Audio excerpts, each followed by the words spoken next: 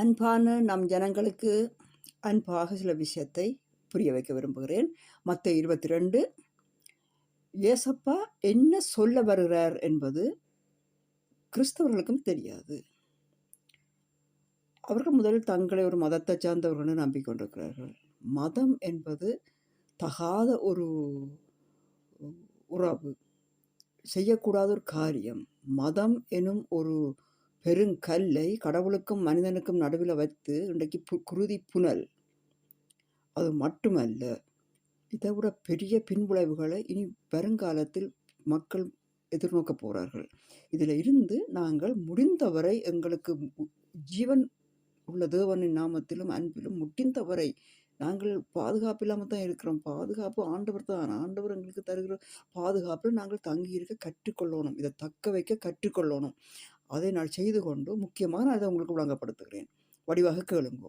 உயிர்த்தெழுதலில் கொள்வனையும் கொடுப்பனையும் இல்லை, அவர்கள் பரலோகத்திலே தேவதூதர்கள் போல் இருப்பார்கள்.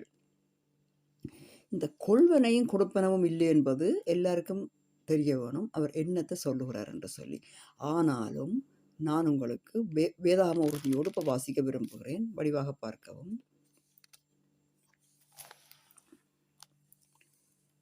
எப்படியெனில் ஜலப்பிரளயத்துக்கு முன்னான காலத்திலே நோவா பேழைக்குள் பிரவேசிக்கும் நாள் வரைக்கும் புசித்தும் குடித்தும் பெண் கொண்டும் பெண் கொடுத்தும் ஜலப்பிரளயம் வந்து அனைவரையும் வாரி கொண்டு போகும் மட்டும் உணராதிருந்தார்கள். அப்படியே மனுஷகுமாரனுடைய காலத்தில் நடக்கும். இப்போ உலகத்தை என்ன சொன்னார் என்று சொல்லி, என்னத்தை கருதுகிறார் என்று சொல்லி, வேதம் என்னத்தை கருதுகிறது என்று சொல்லி, இந்த பெண் கொண்டு பெண் எடுத்து பூமியை பல்கி பெருக பண்ணுவதையே திட்டவட்டமாக வேதம் எச்சரிக்கிறது. ஆனால் கிறிஸ்தவர்களுக்கு முதல் வேலை எல்லா சபைகளிலையும் கல்யாணம் கட்டி வைக்கிறதான் வேலை. ஜீவ தண்ணீரை குடித்து தாகமற்ற பிள்ளைகளாக இருக்க பரிசுத்தாவினால் கற்றுக்கொள்ளுங்கள் என்று யாரும் சொல்கிறது இல்லை. இன்னும் அழகான வசனங்கள் நான் உங்களுக்கு சொல்லுவேன். மத்தேயு 19ஆம் அதிகாரம். வடிவாக கவனிங்கோ, ரோல் பண்ணி கொண்டு போக வேண்டாம், வடிவாக கவனிங்கோ. தாயின் வயிற்றிலிருந்து 12ஆம் வசனம் சிவப்பு போல மார்க் பண்ணிக்கிறதையா எங்க?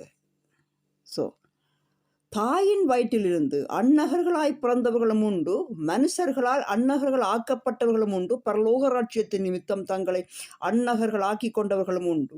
இதை ஏற்றுக்கொள்ள வல்லவன் ஏற்றுக்கொள்ள கடவன் என்றார். அப்படின்னா என்ன விளங்குது?